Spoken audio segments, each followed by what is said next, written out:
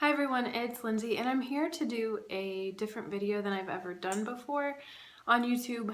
I'm a little nervous, to be honest, but my husband and I are trying to conceive baby number 3, and I figured what a better way to kind of document this process than with you all.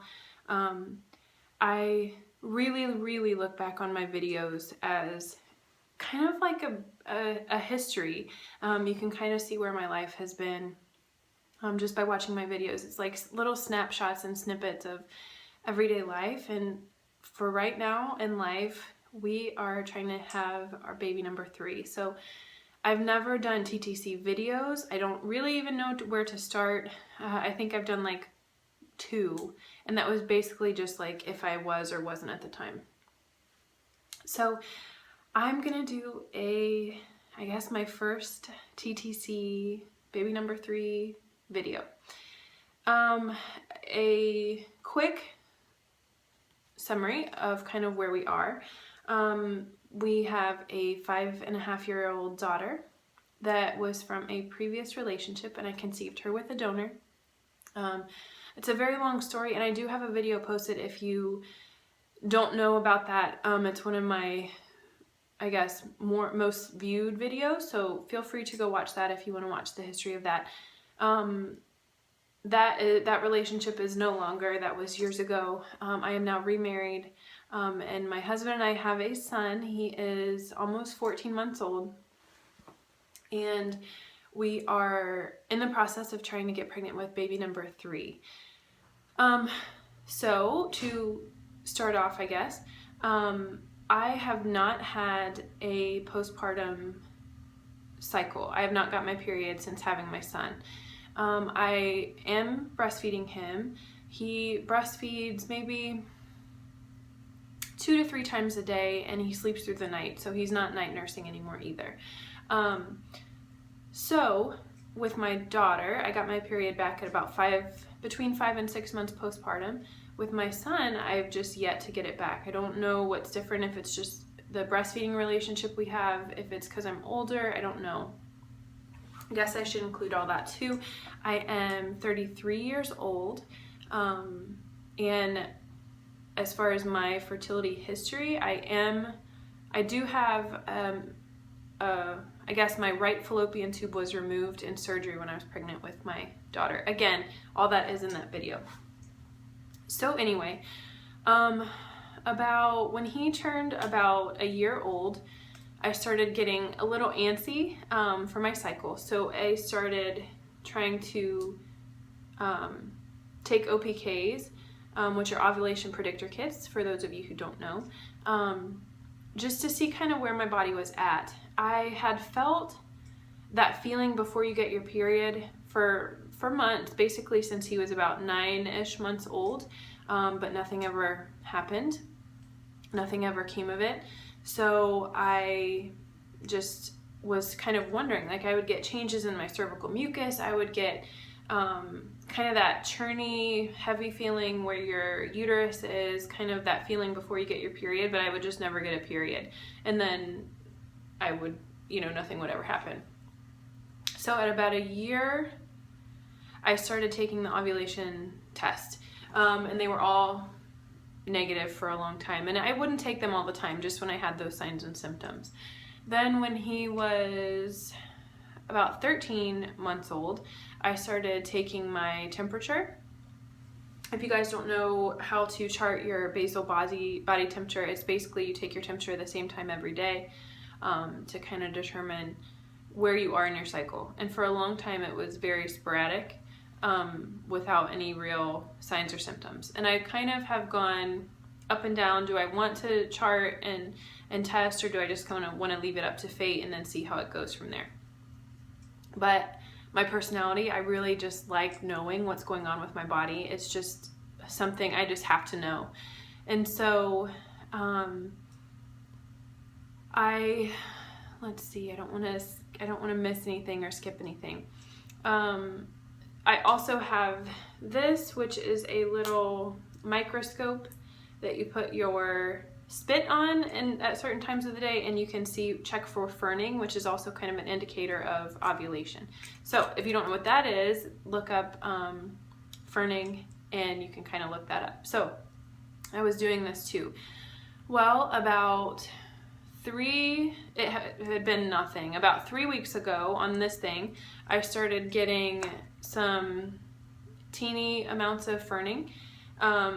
And then I started taking ovulation tests again because I was having other symptoms of ovulation coming.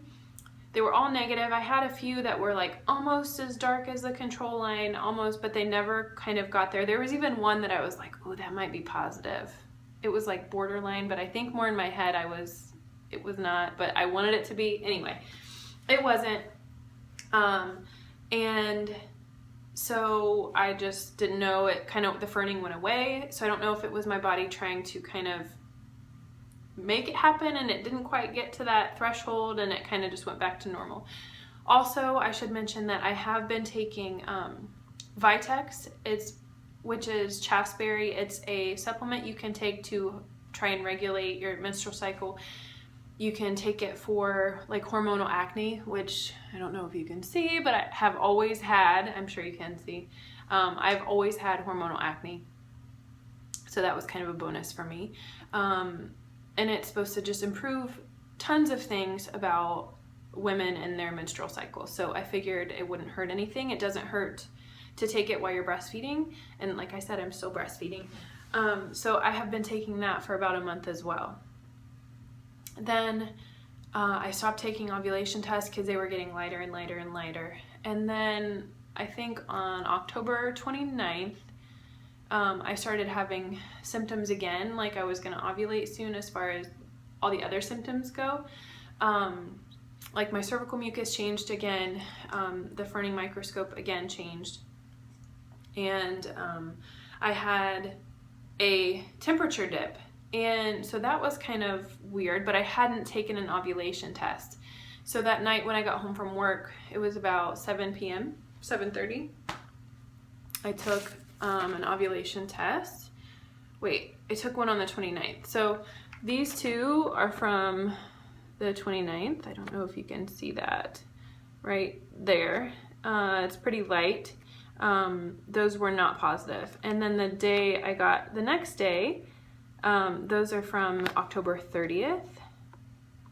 And that right there, it's not gonna focus, but that is a blaring positive. So I got a positive OPK and it was actually the same day that I got a temperature dip. So I was like, oh my gosh, okay, like maybe this is actually gonna happen. And then the next day, this bottom one, it was lighter. So if you don't know the ovulation predictor kit, this line is the test line and this line is the control. So the control is always going to be about the same color. You're looking for this line to be as dark or darker. So this one is a definite positive. So I got that on October 30th. So most likely I ovulated on October 31st, which now makes me 6 days past ovulation. I don't know really if I released an egg or if my body's just kind of getting back in the cycle and I'll start my period here in a few weeks. It's very, very normal for when you have your first postpartum cycle, your first ovulation is it doesn't have an egg release. It's like your body does everything it's supposed to except it doesn't release an egg. Like your LH surges, everything like that, you just don't have an actual egg. So I'm really not like at all on the scope of thinking there might be a positive at all. I really am not, but I am so excited that my body is kind of figuring out how to get back into its normal rhythm. So my period should be due, if that was the 31st, so on November like 13th or 14th. I am gonna test for pregnancy around 10 days after ovulation, which will be 4 days from now.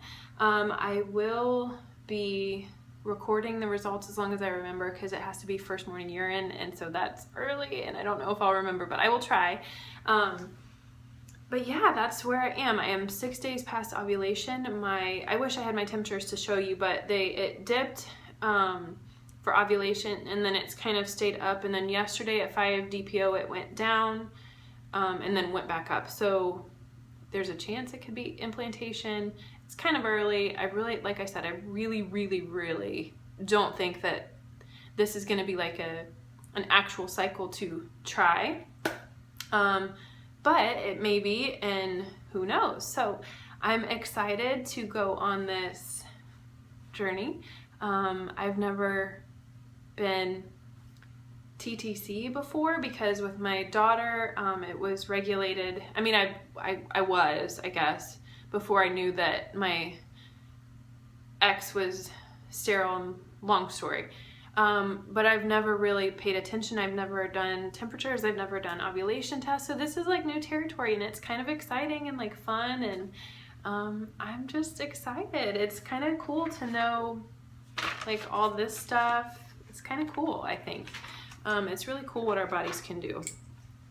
Anyway, I'm obsessed. I love everything about childbirth, breastfeeding, the whole thing that our bodies are capable of is just amazing to me. So anyway, as far as signs and symptoms, I don't really have anything. The day that I ovulated, or think I did, I had some cramping, a lot of cramping, I guess. I was really bloated. Since then, I've just had here and there twinges just down below, like where my uterus would be. I don't think it's anything, like I said. It's just I'm like hyper vigilant of all of the little twinges you can have. But like I said, my temperatures have stayed up, so that's good, just in that my body's doing what it should, and everything is going well. So I'm sure there's going to be some questions. You can leave those down below, and if you guys have any tips or tricks or anything you have done, of course, let me know about that too.